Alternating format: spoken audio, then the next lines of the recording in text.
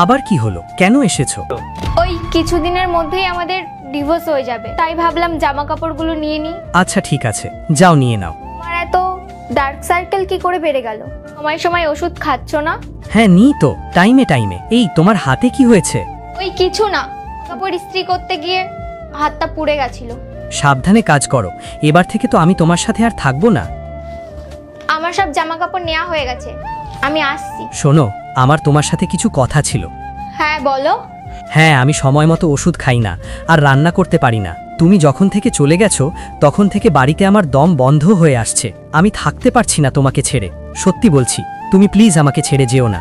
এরপর কি হলো তা দেখতে হলে আল্লাহর এই সুন্দর নামটি দেখে যে ভিডিওতে লাইক করে চ্যানেলটি সাবস্ক্রাইব করে দিবে, হে আল্লাহ তুমি তাদেরকে হজ করা তৌফিক দান করো। এগুলো সব হয়েছে আমাদের ইগোর জন্য, কিন্তু আমি তোমার কাছে ক্ষমা চাইছি। এ কথাগুলো শোনার পর তার বউ আর তাকে ছেড়ে চলে যায় না, তার কাছে চলে আসে এবং তাকে জড়িয়ে ধরে।